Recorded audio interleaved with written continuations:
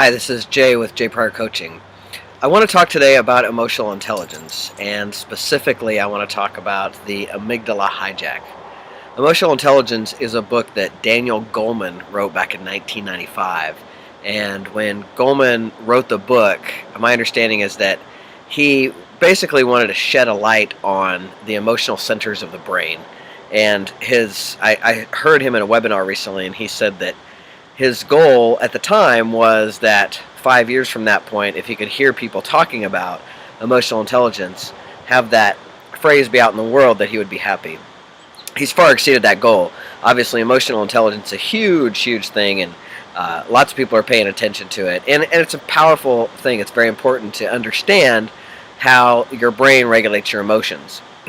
So I highly recommend that you either go read Daniel Goleman's book that he wrote back in 1995, or even better, I suggest that you go and Google Daniel Goleman and find out what he's up to lately. I watched a webinar of his not long ago, and it was the information that he's learned since he wrote the book, and it was some powerful stuff and helped me. I'm not a reader of dense material. Like, his book's pretty thick with studies and things like that, so somebody like me who's more of a liberal arts guy, it was easier for me to listen to a webinar, and I recommend that stuff.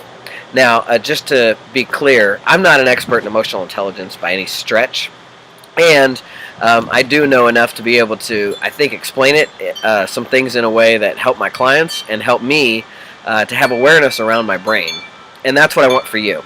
We've talked about this, or I have said this on other videos. My goal for you is to not have to be a victim to anything, for you to have power in your life, and awareness is power. So the more that you know about your brain, the more you know about how your body and your brain work and the functions of your own systems, the more power you have. So let's talk about your amygdala hijack. So essentially, there's this part of your brain back here, and some people call it your fight or flight brain. Some people call it your reptilian brain. It is essentially, it's called your amygdala. And your amygdala's job is, it's a sentry. So it sits and looks, right? It looks for threat. Its job is to indicate threat and then tell you about it. And so your amygdala looks for threat, it looks for threat, and then what happens is you get threatened by something. Now here's the interesting part. All of us get threatened by different things. Now as humans, if a tiger jumped out at us, all of us would be freaked out. Yes? Okay, we'd be freaked out. And there are things that you have had happen to you in your life that are different than in my life. So you get threatened by things that I may not get threatened by. And we all function differently that way. And that's why it's powerful and important for you to start to know and understand what are the things that threaten you. So here's how it works. Your amygdala sits back there, and it looks for threat, and it looks for threat.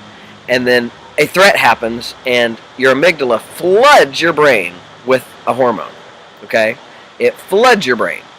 And when that happens, there are some responses that then you have. The first thing is that you can't think about anything but the threat. Your brain will ruminate and go over and over about the threat. It will listen to it. It will not be able to focus on anything but the threat. You won't be able to concentrate. Your concentration is messed up. You get confused.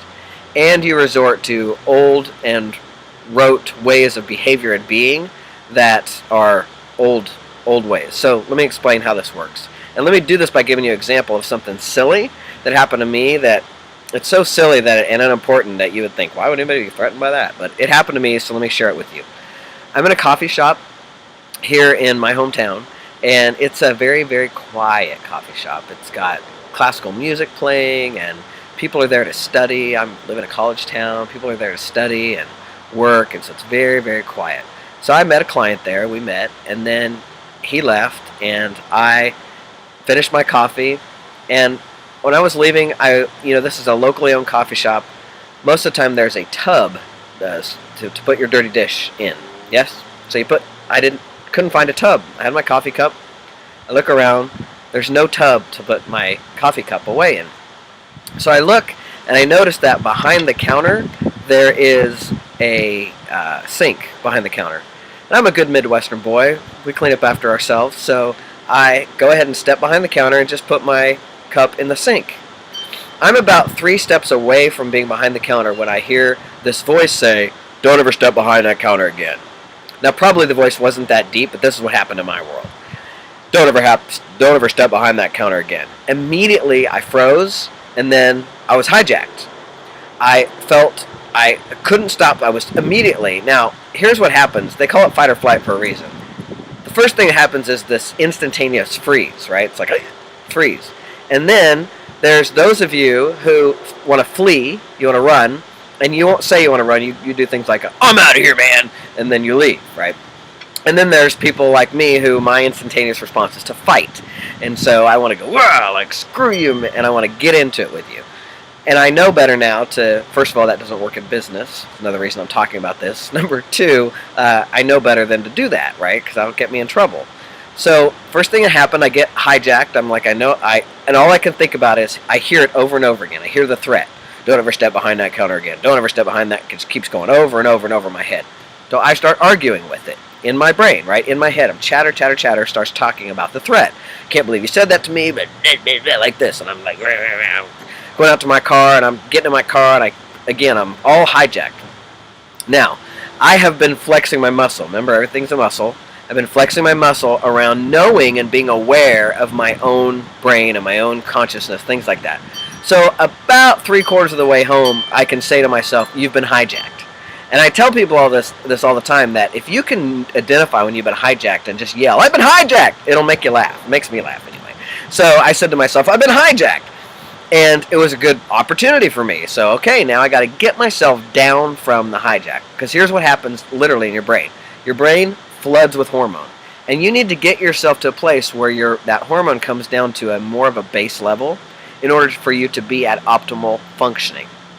The way that you do that is get yourself calm. So breathing is really powerful.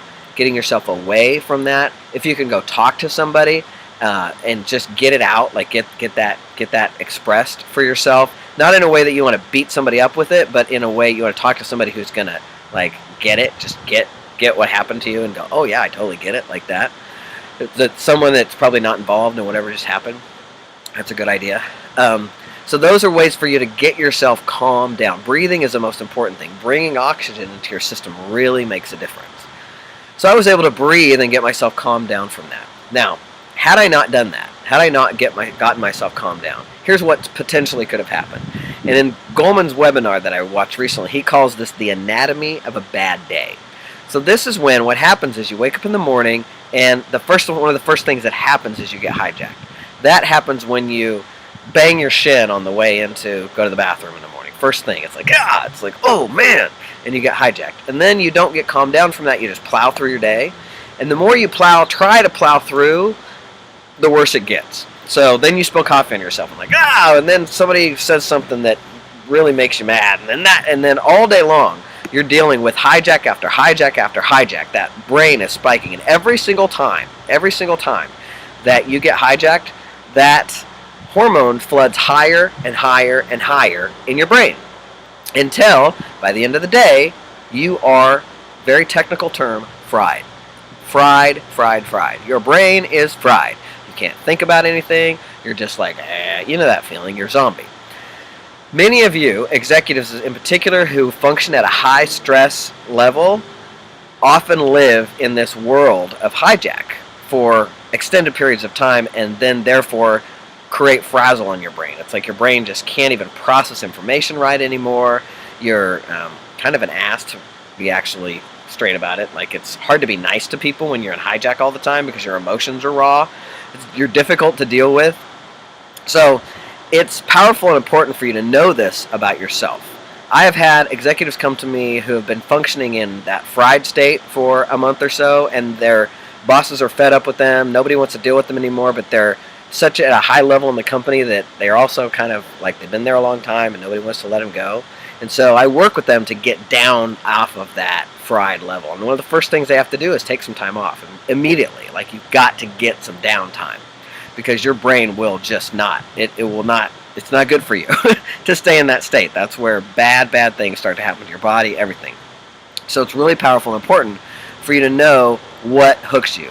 I also want to really highly recommend that as a company, if you're somebody who owns a company, and you're a manager, do not intercede with somebody when they're in the middle of a hijack. Don't try to, I'm going to go over and talk to this person about this issue when they're right in the middle of a hijack, okay? That's just not even smart. You don't want to do that. So you want to be able to identify when somebody's been hijacked. If you can have this hijack word, the vernacular hijack, be part of your company so that people know, like you're in the middle of a meeting, someone says something that you get threatened by, you can say, hey, I've just been hijacked, I need to walk away. And everybody gets it at the table. There's no, well, what a jerk, blah, blah, blah, like that. It's just, we get it. Your brain just hijacked you. You don't have any control over that. That just happens, right? It's a response that happens in your brain.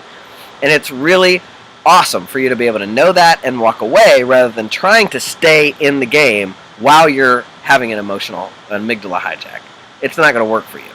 So if you're a manager, start to understand and know when your employees are hijacked. If they're hijacked, do not approach them. Ask them to walk away, walk around the block, take some breaths first. Don't have them try to deal with stuff when they're in the middle of a hijack. And if you're somebody who's in business, start to learn for yourself. Notice when you get hijacked, you can feel it in your brain. You can feel it in your body. If you have any awareness at all, you can notice when that happens. You start to ruminate on the threat. You start to ruminate on the threat, you're confused, it's hard for you to concentrate, and you resort to rote and or old ways of behavior. This is when you're in the middle of a fight with somebody and you say stuff that later you're like, damn, I can't believe I said that.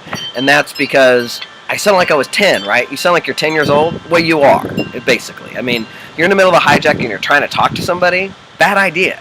So just walk away. Get away from people when you're in the middle of a hijack, right? Go away. Otherwise, if you don't, the chances of you being hijacked again are higher, and then you put yourself into a bad spot. So that's just a little bit, and I mean a tiny little piece of emotional intelligence. And I think it's really important and powerful because, again, what the part about awareness is, the more aware you are, the less of a victim you are. And that's my goal for you, is to not ever have to be a victim in your life. So I think that's all for now. Have a good day.